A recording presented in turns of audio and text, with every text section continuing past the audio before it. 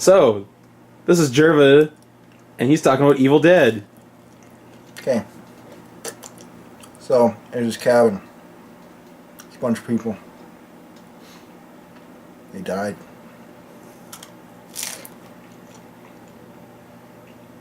That's it. Hello there, everybody. This is Matt Jerva with Busted Couch, and we are here to talk about Evil Dead, the new one. Not the older ones, the new one.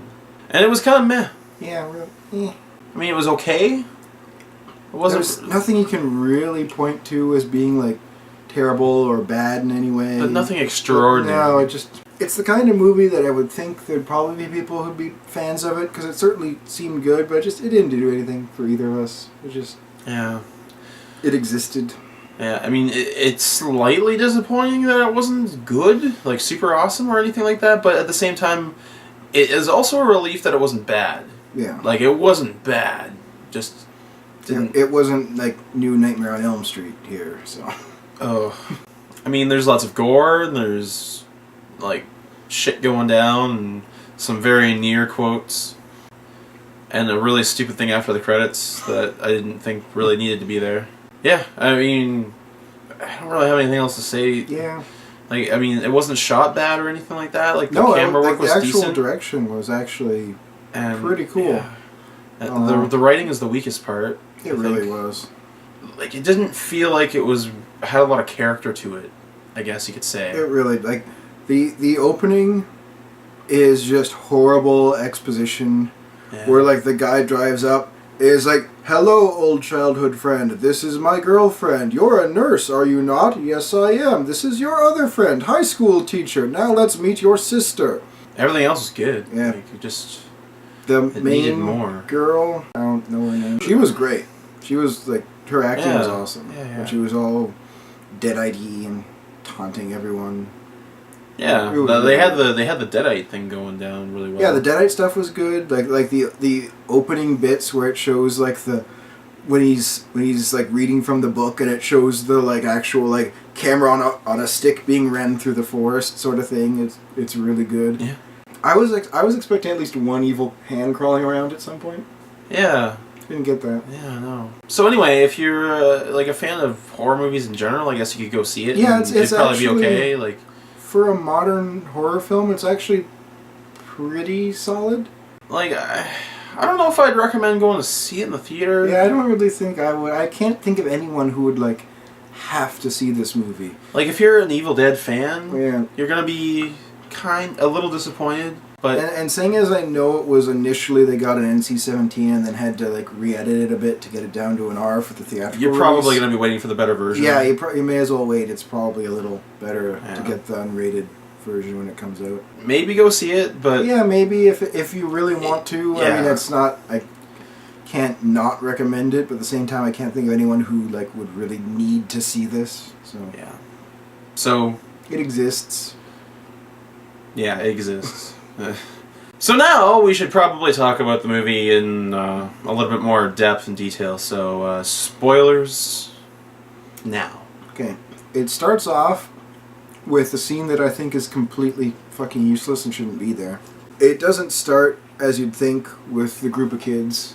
It starts completely separate with someone else who had, was a deadite being burned in the basement of the cabin in order to cleanse her and stop whatever happens if the deadites get out. They're not called deadites at any point either. Yeah, they call them deadites. Yeah. But that scene, like, it kind of shows so that when they find the cabin, it's all messed up, and they find the creepy room with like hanging dead cats and everything underneath. It's like, this is what happened, but it would have been, I think, better had they just started with them driving to the cabin, and then they're like, yeah, there's the cabin, and then, oh, what the fuck happened down here in our family cabin? This is messed up. I think that would have been a better start. Like, the scene just really... Sometimes it's better to leave more to the imagination. It's like, why is this creepy room like this? Yeah, a little bit more mystery. So the overall story, the reason they went to the cabin is the girl is a heroin addict. Cocaine or heroin. She's a something addict. She is into the hard stuff, and it's Dicks. time for her. She's into hard, powdery dicks. So, yeah, she dumps this little baggie of stuff down the well, and it's time for her to quit cold turkey. Yep. And so that's the plan, and that also kind of works for when things start getting freaky for a reason why they're not immediately like, well, let's get the fuck out of here, because like if they're just on vacation and things start going weird, it wouldn't make any sense for them to be like, no, we're staying. So in that way, that did make sense. Yeah. We gotta keep her here because she has jumped off the wagon before, and we gotta keep her on. We gotta keep her isolated in this cabin. And well, right at the start, it had really terrible exposition. The actual character development, I felt, before the shit hit the fan, was actually not that bad. She's having withdrawals and freaking out. They have a dog. The dog's clawing at the carpet, and they like pull the carpet away, and there's like this giant blood smear leading to the door to the basement. And they go down, they find the room where all this crazy ritual stuff happened, and they find the Book of the Dead wrapped up in barbed wire. Yeah, and for some reason. Why was it that only the drug addict could smell? Yeah, she was the only one. She was like, I smell something's rotten, something's dead in here. Pretty certain that rotting like, dead as soon as they corpses. opened the door to the basement, they were all like, oh god. But the thing is, like, there were obvious like cracks between the floorboards. Yeah, these are just floorboards. All they did was open they could have easily smelled that. So that's I don't know why they had that as a thing. Yeah, the cabins just smell like dead people. Yeah, that's just how things are. rustic. That's the smell of rusticism.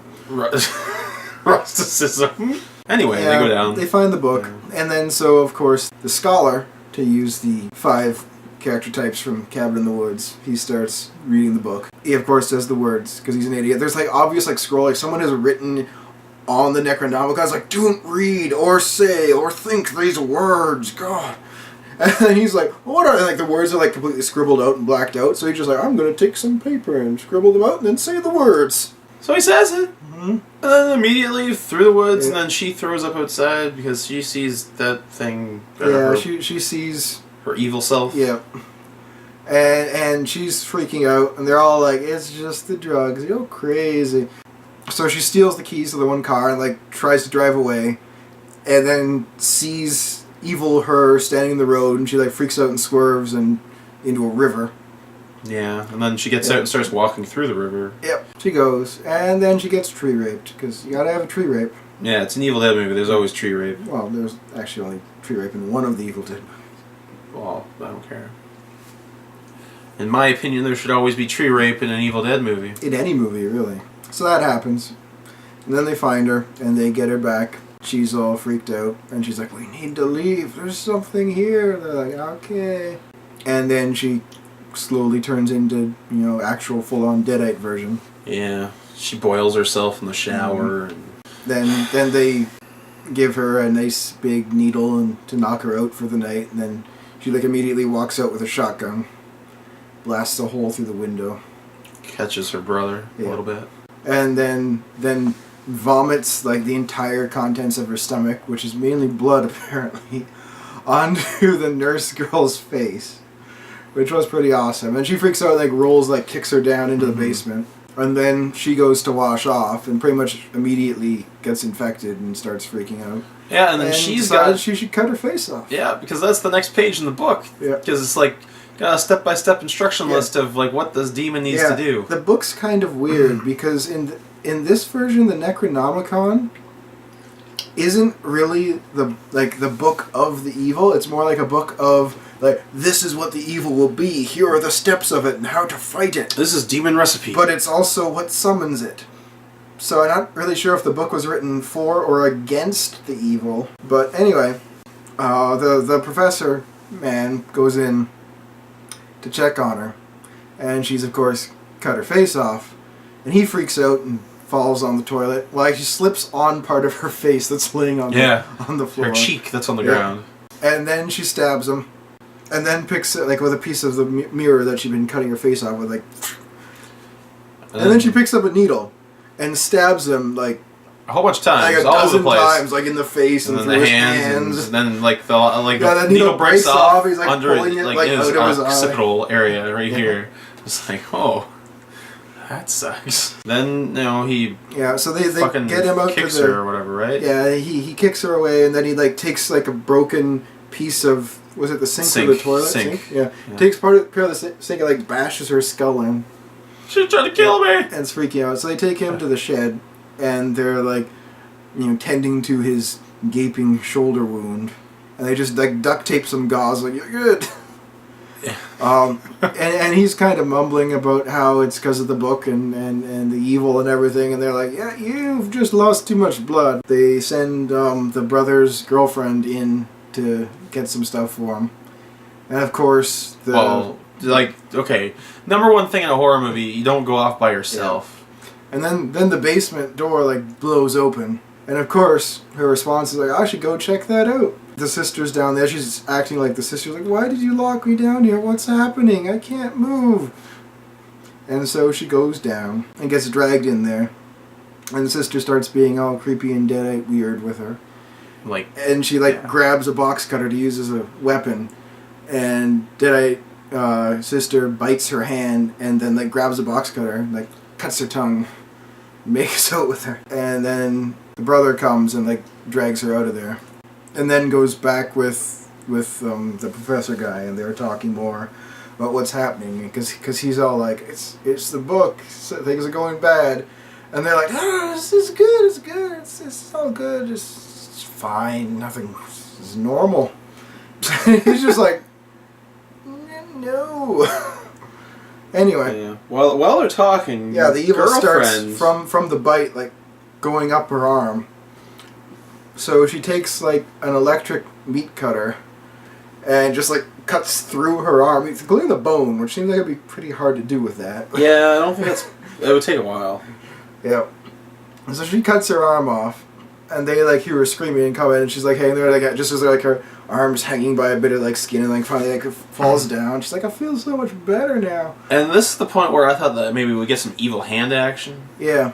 But we didn't. That never happened. I'm wondering, like, well, where did the hand go? Mm-hmm. I just want to know. And like the whole time, Mia is in the basement, like freaking out. She's like, "Don't you cut it off, you bitch! Don't you cut it off!" And so then they're having more of a discussion, and they're looking at. This is when they find out that according to the book, there's 3 ways to fix it: a live burial, total dismemberment, and burning.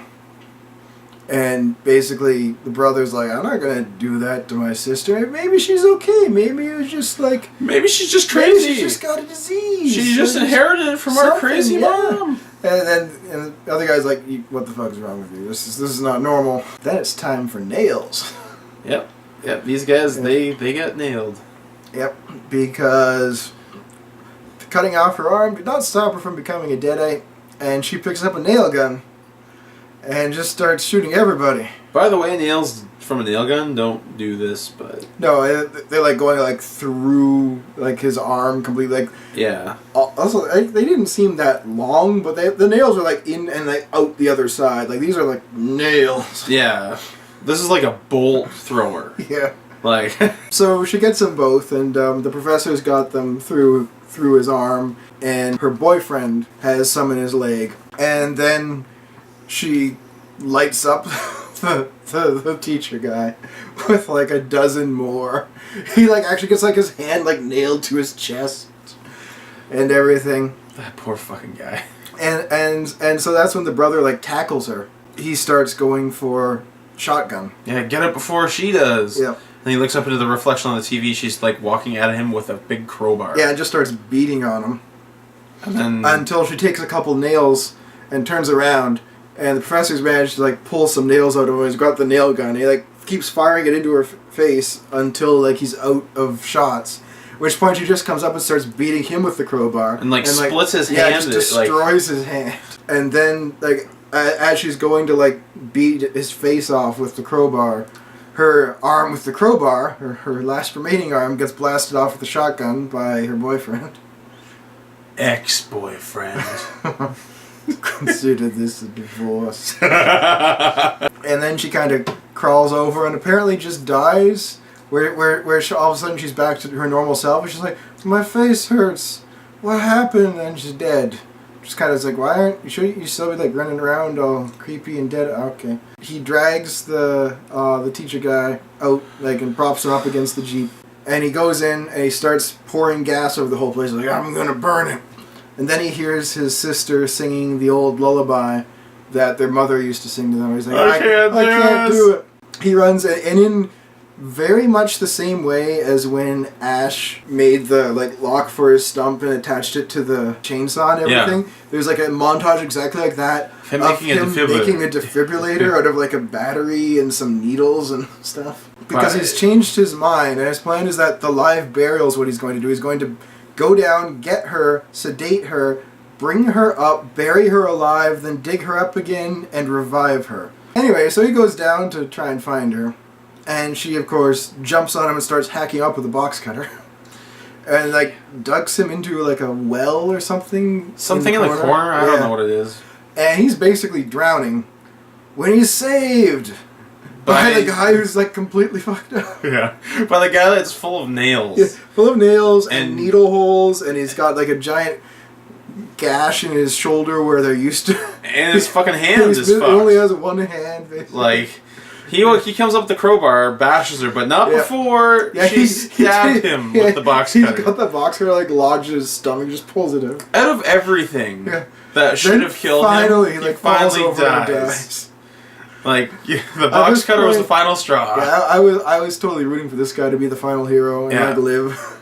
Because it's just like, he's taking a beating. Best part is, like, he just kind of, like drools a bit and, like, goes limp. And, like, you're not even positive he's dead, but there's like 4 or 5 inches of water in this place. So then he's just like, I'm gonna lay you face down in the water. I'm not positive you're dead, but I'm gonna make sure. Yeah, just float on, brother. Float on. Yeah, and he takes his sister out and he finds a fancy red dress and puts her in that for some reason. Red dress and a plastic bag over her head. And then starts burying her. And of course she wakes up and starts talking to him. She's like screaming like, why are you doing this now? And then he's like, you're not really real. Or like, you're not her. And then she goes like quiet and reasonable and says like, why do you hate me and everything, and how he ran away and left her when she was just a young kid to have to deal with their mentally insane mother as she was dying and all this stuff. And then he's like, oh, Barry. Yeah, just throw that shit all over your face. So he buries her, and then there's this tree that got hit by lightning that was burning. It stops burning, and he takes that to mean that the burial worked. Yeah, because I don't know if that was I don't think that's a thing in the book. No, I don't know where that came from. It's like, and he digs her up, and he like stabs her in the chest with his thing, and he like charges it up and tries to defibrillate, and it doesn't seem to work. By the way, that wouldn't work. No, because the electrodes have to be. Like, one has to be around here, and one has to be on the other side here, because it has to pass through the current through the heart. Yeah. That would only pass the current through, like, one little area. Through, like, this, like, little point between the 2 needles. Yeah. Which it seemed were stuck into her heart.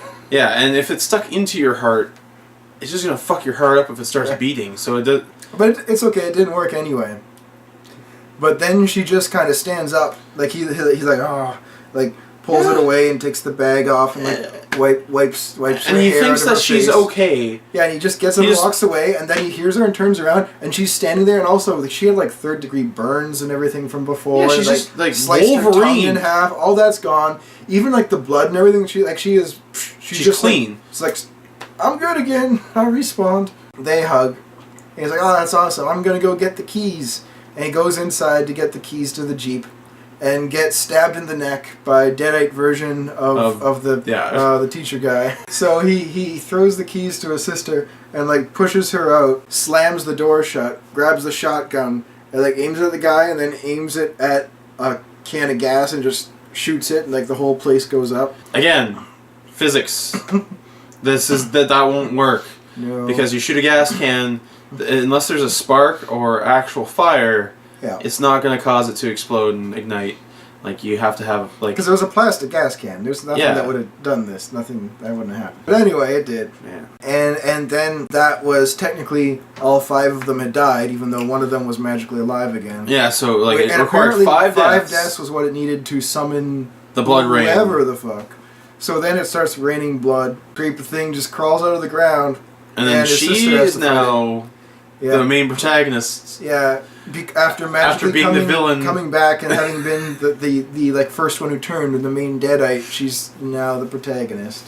So she ends up in the shed, and she's like, machete, and then she's like, no, chainsaw. She starts trying to start it, like not working, like no gas. So she finds gas, like fills it up. Then the thing, girl, man, It androgynous shapeshifts. It changes. freak like, thing has the machete and like goes after her. So she's like basically hiding behind a wall, like she's in a scene from The Raid as a machete is coming through the wall trying to stab her. Mhm. And like it gets her knee and it gets her her arm. Yeah. like upper arm, I think. Yeah. Yeah. But then she breaks like actually smashes through the wall and gets out with the chainsaw. And she hides behind the Jeep. And then she just crawls underneath, starts the chainsaw as Thing is walking up and like cuts its leg off and falls down. She got both legs. She got both legs? Yeah. And then she's crawling out the other side.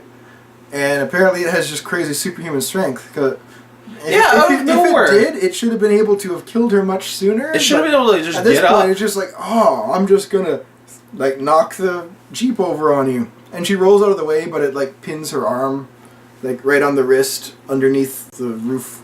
And she's stuck there. And also apparently it's like torn most of the way through her arm. Well, no, it's because of the broken glass. Because her hand's in the window, Oh, okay. so there's like glass there. So, that's what I it looked guess. like. I don't know. That's what I'm gonna go with because that Yeah. makes more 'Cause sense. basically, and the chainsaw's just out of reach, so as the thing's walking towards her, she like pulls and like basically like just completely tears it off herself.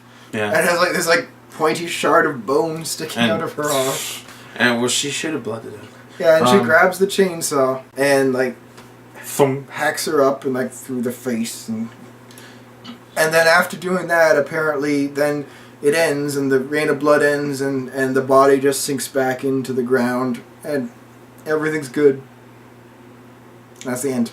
And then right at the end of the credits, Oh, there's Bruce Campbell and he turns to the camera and says, "Groovy." that's just cheesy, and I don't understand why it's there. No, zero connection to the movie. So that happened. Just for some reason. Now that we've talked about it all the way through, I'm kind of seeing that I didn't really care that much about the movie. I mean, it wasn't really. I mean, like compared to bad horror movies, and there's been a lot of bad horror movies.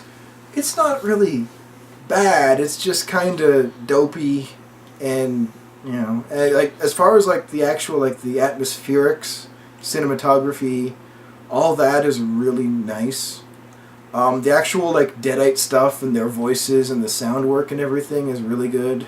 But the whole is just kind of it's a thing. There's just enough things in there that kind of throw it off a little bit that as a whole bring it down. We both agreed if they wanted to have Bruce Campbell show up at the end after the credits, what they needed to do The time vortex. was have the time vortex thing at the end, and she gets sucked through that, and that's the ending. And then after the credits, she like falls through it at like the same cabin in the 80s, and Bruce Campbell's there. So anyway, go see it If you want, but I mean, Like- it's not terrible enough to say stay away, and it's not good enough to say you should go see this. It just Yeah. kind of it's there if you want. Yeah, if nothing else interests you, go see Yeah. Evil Dead. Anyway, so yeah, thanks for watching the video. Please leave a comment below, like and subscribe. I'm Matt. This is Jervo with the Busted Couch. Have a good one. Don't eat peanut butter sandwiches while playing XCOM. Tip of the day.